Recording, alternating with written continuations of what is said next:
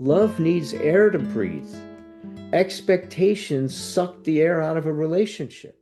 Welcome, everyone, to the Friendly Circle Berlin Monday Workshop. My name is Patrick, and I'll be your host today. Today, it's my great pleasure to introduce Dr. Alan Berger, who's been doing these amazing workshops on emotional sobriety. Today, Alan is covering such an important part of living emotion in this emotional sobriety practice, emotional sobriety in relationships.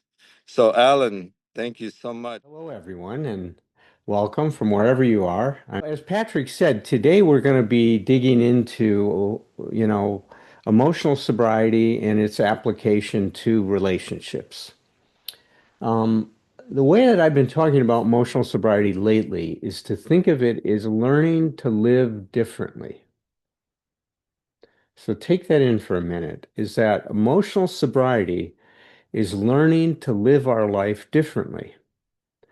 Now, to live differently, it means we have to challenge some of our old ideas about how things are supposed to be, how we're supposed to be, how relationships are supposed to function, what relationships are supposed to mean. And if we don't do that, then we're going to just get stuck doing the same old thing and expecting not just different results, we're going to expect better results and they won't be better. A lot of people find, and Bill Wilson even said this in his letter that he wrote back in 1953, while some people were able to, apply the steps to deal with their alcoholism, they were still struggling in terms of being able to live differently. Because living differently is a whole different deal than just admitting your powerlessness over alcohol.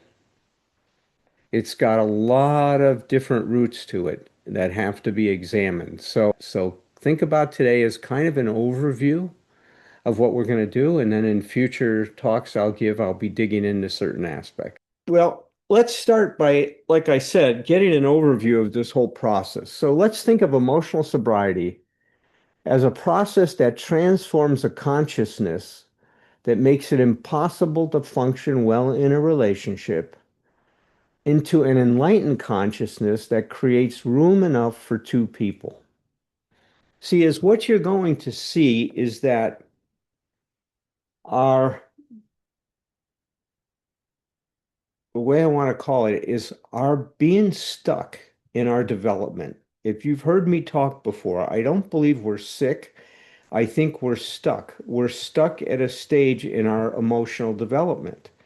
And the stage we're stuck at is at this stage that creates a consciousness, as you're going to see, that is a very much a conditional or a consciousness of contingencies, which means I'm okay if.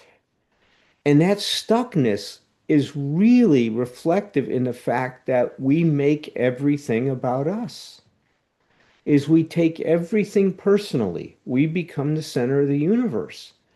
And that's a part of development. Every child is egocentric of necessity. It's all about them.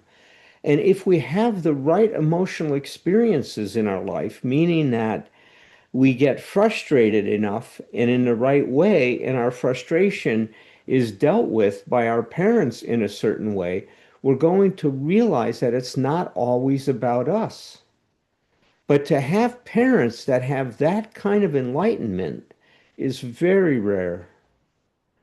Um, a parent has to do an awful lot of work to get to that point in their development, as we're going to see. So most of us are stuck with this. It's all about me. We've got all these ideas on how we're supposed to be, how relationships are supposed to be, how people are supposed to act in a relationship, and all kinds of ideas, and that then create all kinds of expectations. And that becomes a serious problem for all of us. So emotional sobriety moves us beyond the I'm okay when you do what I want you to do consciousness into a consciousness that says, I'm okay even if you don't do what I want you to do. This is the heart of emotional sobriety, an experience of emotional autonomy or emotional freedom, which means that my well being is not based on what you're doing. It's based on the kind of relationship I develop to the experience I am having with you. I will say that again, that my well-being is not based on what you're doing. It's based on the kind of relationship I am having to the experience I am having with you. If I have an experience that is based on emotional autonomy, then I will not lose myself in your behavior. I will keep a sense of myself regardless of what you're doing. It takes a lot of work to get there.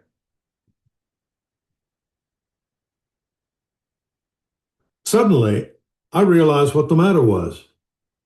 My basic flaw had always been dependence, almost absolute dependence on people or circumstances to supply me with prestige, security, and the like.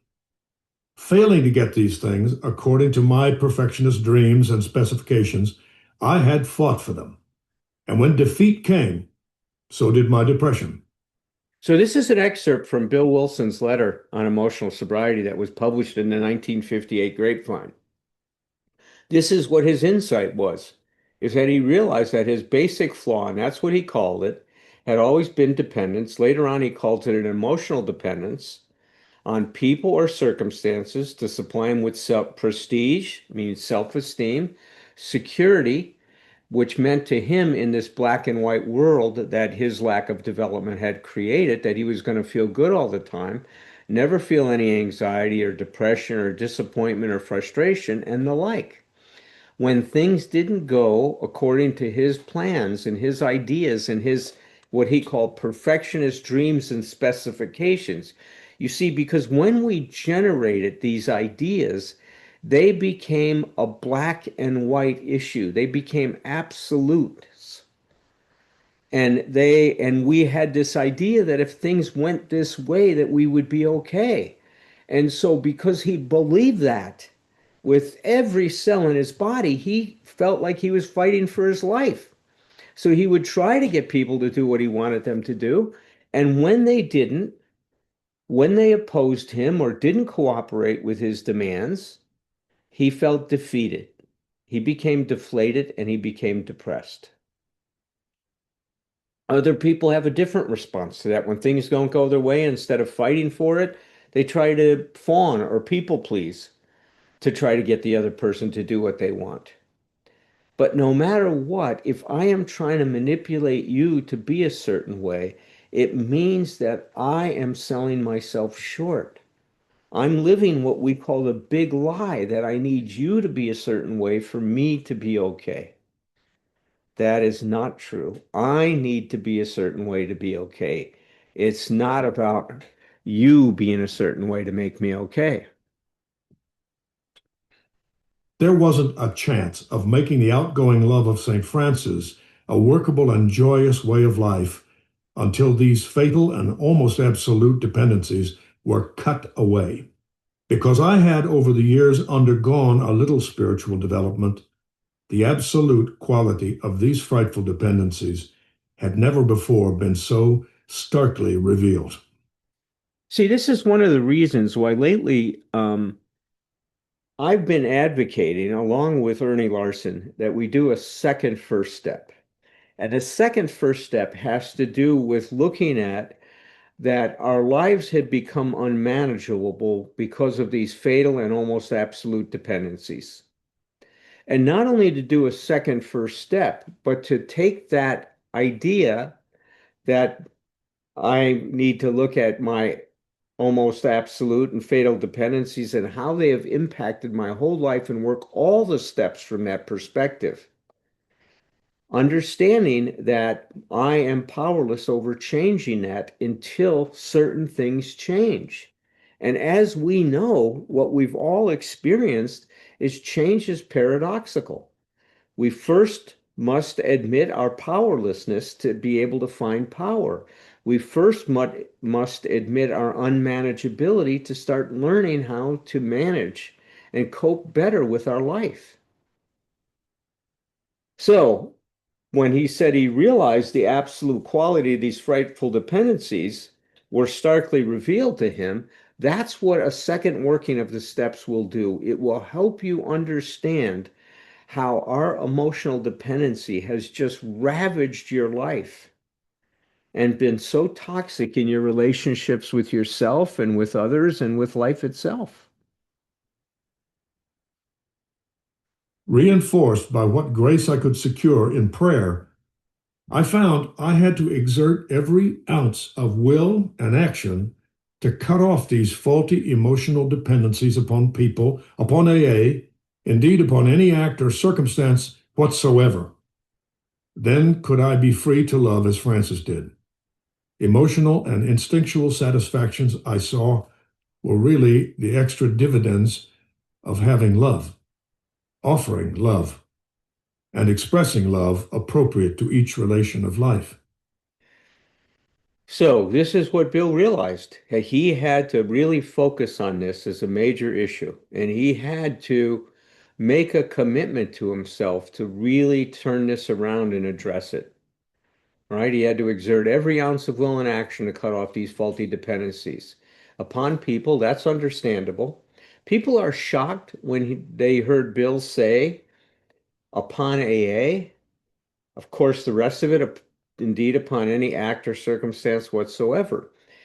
Because a lot of people thought that, well, my dependency on AA is actually a healthy dependence. I'm dependent on something that is good for me rather than something that is toxic. Well, the truth is that the AA program is really designed to help you achieve emotional sobriety. It's well, Herb and I like to call it, Herb Kagan and I like to call it the best kept secret, is that Bill said in step 12, when he was starting to describe what was going to happen in step 12, he says, um, if we practice the principles of the 12 steps in our daily lives, that we and those about us find emotional sobriety. You see, the goal of working the 12-step program is first freedom from our addiction, from the bond of our addiction, but then this emotional freedom. The intent goal of working the 12 steps is to create emotional sobriety, is to achieve emotional sobriety in your life. And that's why he says being dependent on AA, it's just taking a dirty shoe off one foot and putting it on another. He says, once we establish this, once we can break the bonds of that emotional dependency, we are going to experience freedom, freedom to love, as he says, being able to have love, offer love, and express love appropriate to each relation of life. That is the promise of emotional sobriety, is freedom. Plainly, I could not avail myself to God's love until I was able to offer it back to Him by loving others as He would have me. And I couldn't possibly do that so long as I was victimized by false dependencies. For my dependencies meant demand, a demand for the possession and control of the people and the conditions surrounding me. While those words, absolute dependence, may look like a gimmick, they were the ones that helped to trigger my release into my present degree of stability and quietness of mind, qualities which I am now trying to consolidate by offering love to others, regardless of the return to me. Wow, you can see the depth of his insight into this, that he realized that his dependencies were generated by this demand, and that he believed that he had to possess and control the people and conditions around him in order for him to be okay. He said, while these words, absolute dependency, may look like a gimmick, they were ones that helped to trigger his release to his present degree of stability and quietness of mind. Now, how did they do that? Because once you own what your truth is, when you say, I am absolutely dependent on people and therefore I want to make demands on them, I want to possess and control them, when you own that is when you start to move towards letting it go. Just like when you said, I am powerless over alcohol or my addiction or whatever the issue was, is you started to find a new power. The path to working on this is to first own what we're doing. We have to name it to tame it, I like to say. We have to admit it to be able to work with it and to start to create a new possibility in our life. And it's what he's talking about. You see, is that we've all lost our autonomy because of this emotional dependency, right? All these should demands, all the cultural expectations about how we're supposed to be, what the woman rules are, what the man rules are. All of these are strings that we attach to ourselves and we hand the controls over to other people and to life. Well, one way of thinking about emotional sobriety is cutting those strings that we've attached to ourselves. No, yes, it's been put on us by culture and stuff like that, but we accept those things. And then we try to live and cooperate with those rules that just don't work. And that's what creates the loss of autonomy. So one of the things we know that the greater the degree of emotional interdependence is in a relationship, the greater the emotional reactivity. The more I am dependent on you being a certain way. And see, this is where a lot of couples, therapists, and people that write books about relationships have it wrong. They say that we are our brother's keeper and that we have to be responsible for the other person's feelings.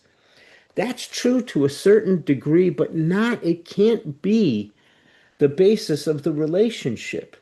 Autonomy has to be that, and I have to be responsive to you because I want to, not because I should or I have to because you depend on it.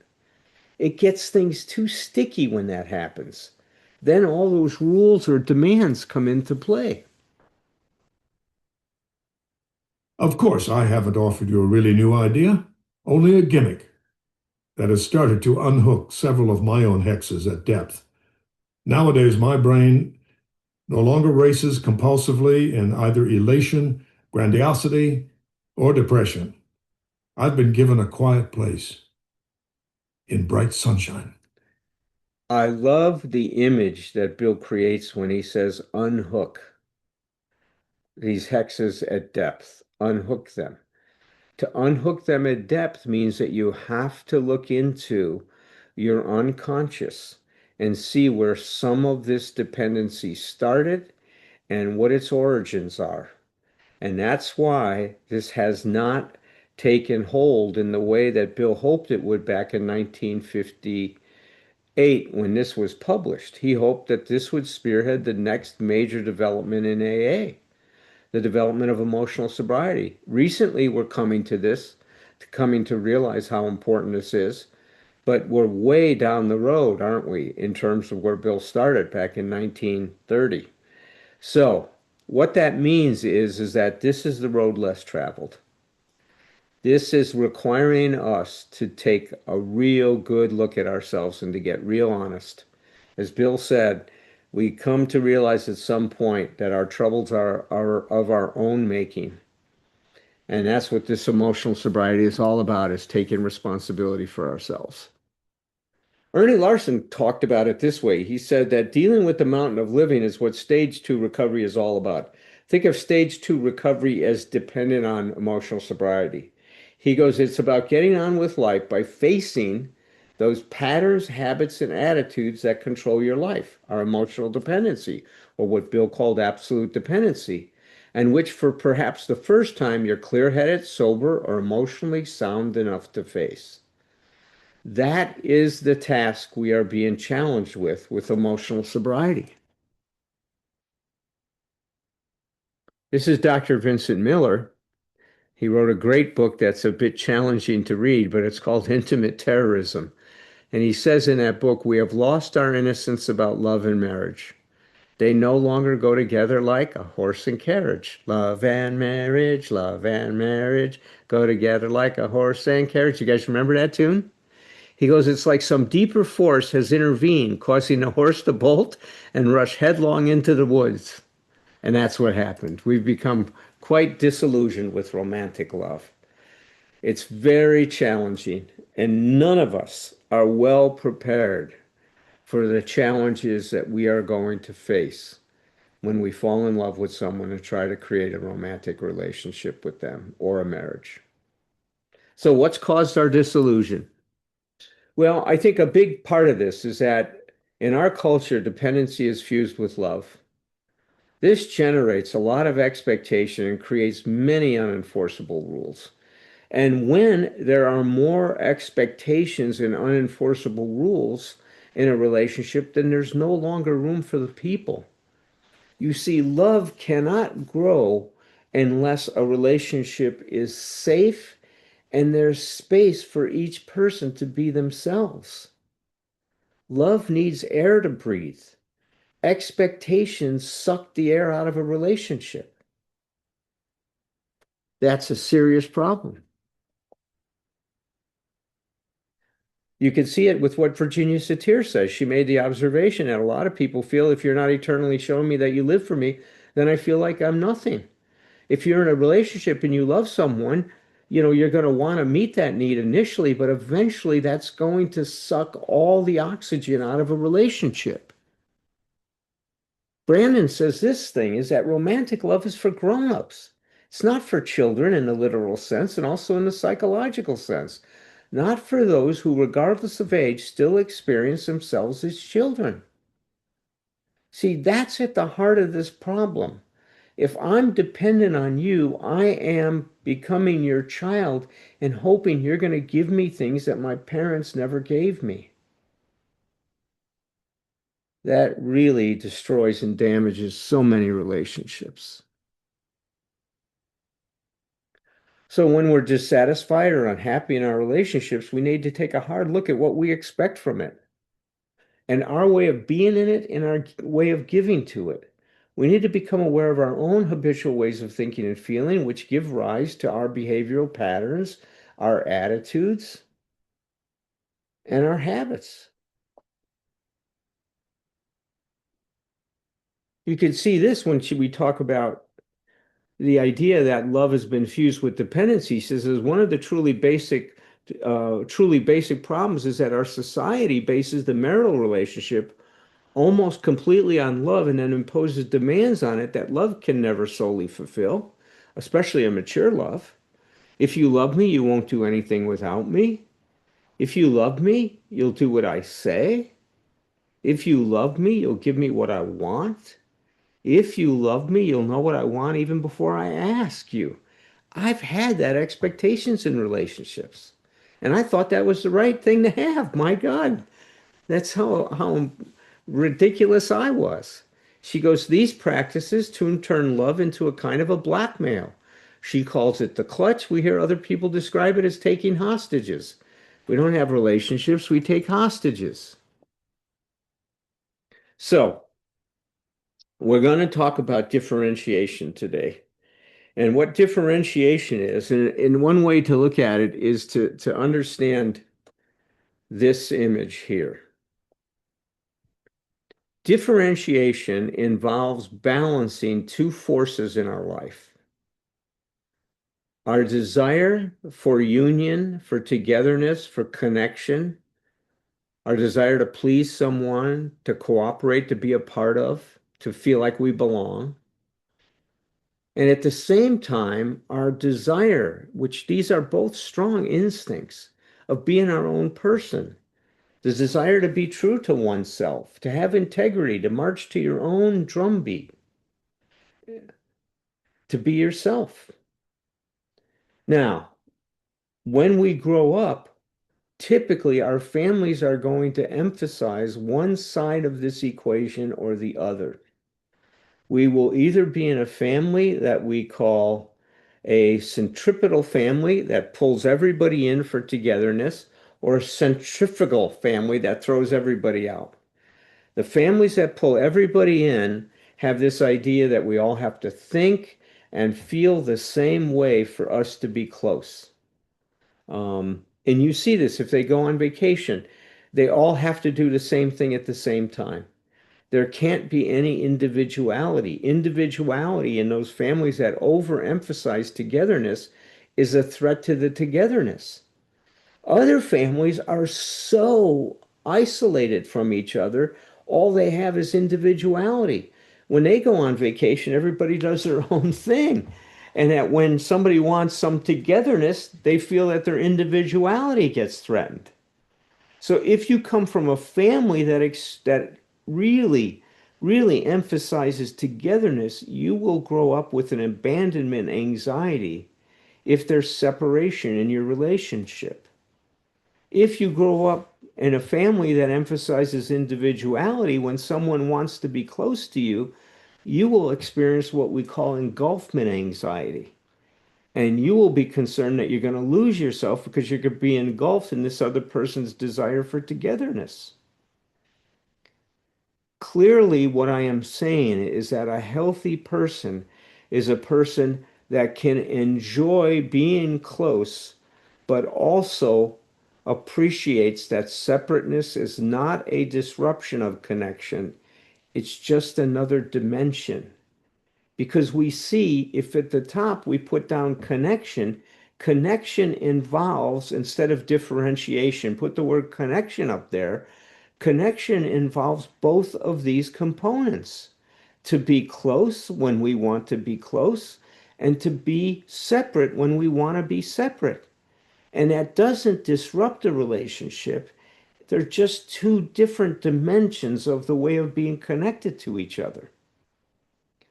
Now, that takes a lot of work to get to the point that we are mature enough to embrace our individuality and our togetherness and to respect them both equally.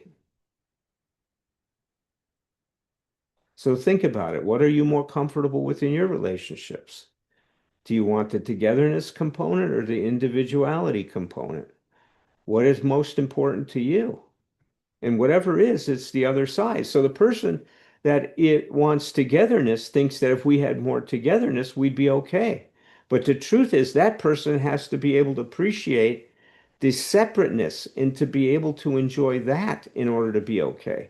The person with that emphasizes individuality says, can't you just give me more room to be myself?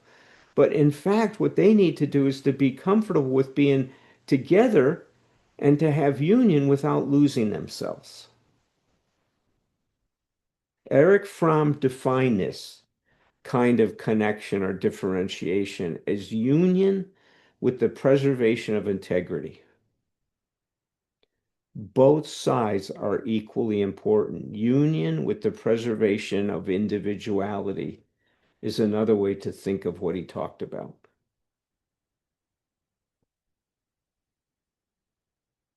So this is Murray Bowen. He's the one that brought this idea of differentiation into family therapy. And he said differentiation can also be described as the amount of variation in our ability to act for ourselves without being selfish, while being able to act for others without losing ourselves, without being selfless. So look at it this way. This is the way to think about it. Is acting for ourselves and being selfish is on a continuum with acting for ourselves without being selfish. That on the right of this spectrum is where emotional sobriety lives. On the left of it is we are what we call an undifferentiated self, or we're immature in our emotional development, or we're stuck, is the best way to think about it. Emotional sobriety in developing a practice helps us start to move on the other direction, to live on the other side where we can act for ourselves without being self-centered and selfish. We can act for others without losing ourselves. That's what a differentiated self, that's the possibility, if you will, of a differentiated self. That we don't get lost in our relationships and we don't make it all about us. That we have an awareness of ourself and others so that we don't act selfishly, because inside of me is a sincere desire to see you happy and to want to please you, but not at the expense of myself. That's what healthy functioning looks like. I'll give you a minute to just digest this or take a picture of it if you want. I love to see things visually because it helps me understand it. So the variation that he's talking about has to do with how how am I at what end of the spectrum am I functioning at? And it's a good way for you to kind of assess where you're at. Where do you exist along this continuum?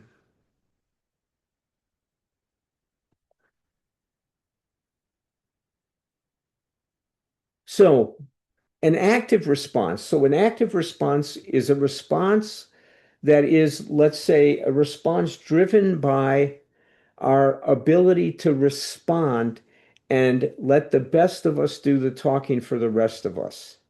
So we don't attack, we don't rebel, we don't distance ourselves, and we don't project anything onto the other person. We hold on to ourselves or we regulate ourselves. We let the best of us do the talking. So the way to think about it is the way that Viktor Frankl described it. He says there's a space between the stimulus and our response. He says to have an active response, we have to live in that space. When we don't, and in that space, we discover our power to choose. Our ability to choose has to do with emotional sobriety. Bill called it pausing, right? And constraint of tongue and pen is the way he described it. That's when the best of us can talk for the rest of us. A reactive response is either an over or an under reaction to the person you're interacting with or the situation you're in. And what that reactive response involves is either arguing, it's all the opposite of what an active response is rebelling, withdrawing, trying to please the other person. Well, I think with that, we're going to stop here and we'll call that part one to my introduction.